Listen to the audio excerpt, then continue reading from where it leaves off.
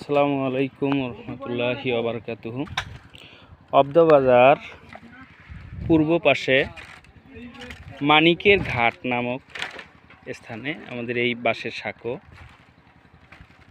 যেখানে আমাদের এই বাঁশের সাঁকো দিয়ে মিনিমাম প্রতিদিনের যাতায়াত প্রায় 20,000 মানুষেরও বেশি যাতায়াত করে। আমরা প্রায় 20 বছর যাবত আমাদের এই দুরবস্থা। আমাদের এখানে নেই কোনো ব্রিজের ব্যবস্থা। আমাদের এলাকার আপামর জনসাধারণের সার্বিক সহযোগিতায় এই বাঁশের সাঁকো নির্মিত।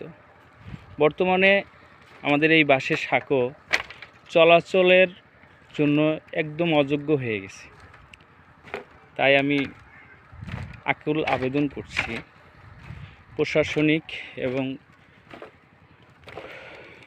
সরকারকে এবং সকল প্রতিনিধিগণকে যে আমাদের এই মানিকের ঘাট এই বাঁশের সাঁকো দিকে একটু নেক নজর দেওয়া এবং যাতে এখানে একটি ব্রিজের ব্যবস্থা হয়, সেই আলোকে সবার দৃষ্টি আকর্ষণ করছি।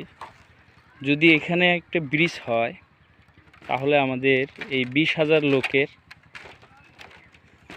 পারাপারের জন্য খুব সুবিধা হয়।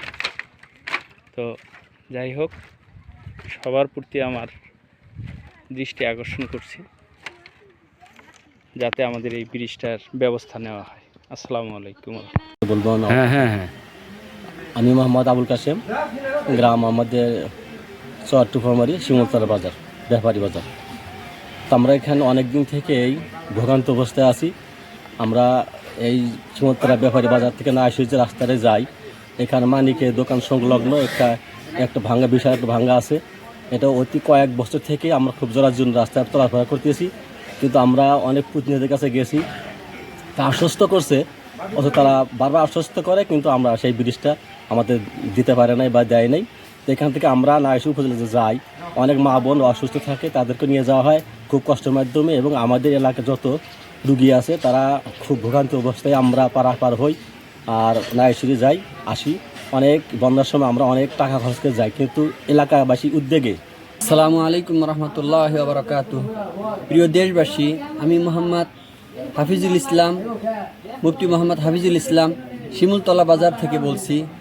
আমাদের বাজারের পশ্চিম সাইডে মানিকের দোকান সংলগ্ন একটি ভাঙ্গা আছে। সেই ভাঙ্গায় এক সময় কিছুটা কালভার্টের মতো একটা ব্যবস্থা ছিল, কিন্তু 13 সালে অথবা 17 সালের বন্যায় সেটা ধুয়ে যায়, একবারে নিস্তনাবুদ হয়ে গেছে। এরপর থেকে আমরা এলাকাবাসী যারা আছি, আমরা অনেক কষ্ট করেই এখানে চলাফেরা করতে করতে এরকমভাবে দেখা গেছে যে আমরা নিজেরাই বাঁশ তুলি, নিজেরাই কিছু অর্থায়ন ব্যবহার করে সেখানে একটা চাংড়ার ব্যবস্থা করে চলাফেরা এই কয়েক বছর ধরে চলেই আসতেছে।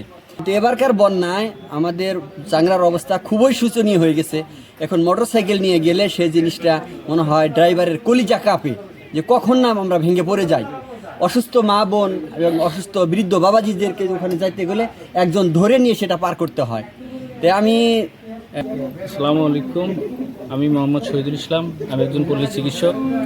তো আমাদের এই বেরুবাড়ি ইউনিয়নের 4 নং ওয়ার্ডের মানিকের ঘাট সংলগ্ন একটা বাঁশের যেটা ব্রিজ আছে, যেটা আজ থেকে প্রায় 13 সালে একটা কালভার্টের ব্যবস্থা ছিল। সেটা ভেঙে যাওয়ার পর এলাকার যৌথ উদ্যোগে এবং আসলাম হোসেন সওদাগর এবং মোস্তফা জামান উপজেলা চেয়ারম্যান ভাইয়ের কিছু আর্থিক সহযোগিতায়, এলাকাবাসীর সহযোগিতায় আমরা ওখানে চলাচলের জন্য একটু বাঁশের সাঁকোর ব্যবস্থা করি।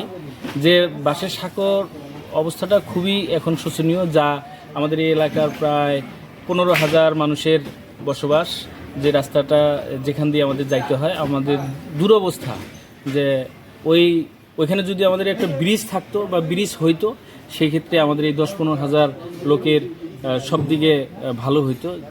এরকমটা অবস্থা যে আমাদের এলাকায় যদি কেউ অসুস্থ হয়, তাকে জরুরিভাবে হাসপাতালে নিতেও খুব কষ্ট হয়। তো যাই হোক, আমি আকুল আবেদন করব যাতে আমাদের এই ব্রিজটা হয়, এবং এই ব্রিজটা হলে আমাদের এই এলাকাবাসী যে একটা ডিজিটাল বাংলাদেশের সাথে সংযুক্ত হতে পারবে এবং সুযোগ সুবিধা পাবে, এই আশাবাদ ব্যক্ত করতেছি।